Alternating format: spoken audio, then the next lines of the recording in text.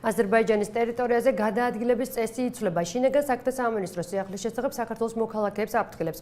15 აგვისტოდან აზერბაიჯანის რესპუბლიკის ტერიტორიაზე ძალაში შედის ახალი რეგულაციები, რომლის მიხედვითაც ევრო 4 სტანდარტის არ მქონე ავტოსატრანსპორტო საშუალებები აზერბაიჯანის რესპუბლიკის ტერიტორიაზე დაიშვებიან, მხოლოდ იმ შემთხვევაში, თუ მანქანის მფლობელი ანგარიშზე შეიტანს ავტოსატრანსპორტო საშუალების ღირებულების 30%-დან 40%-მდე საგარანტიო თანხას.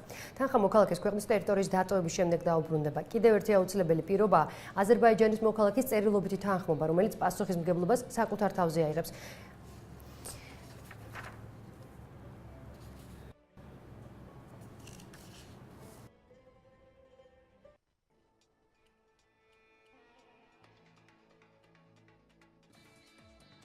ამ ქვეყნის ტერიტორიაზე მოხდებიან მხოლოდ და მხოლოდ იმ შემთხვევაში, თუ ავტომობილის მეპატრონე შესვლისას დადებს სპეციალურ ანგარიშზე სადეპოზიტო თანხას, რომელიც უტოლდება ავტომობილის ღირებულების დაახლოებით 30-40%-ს.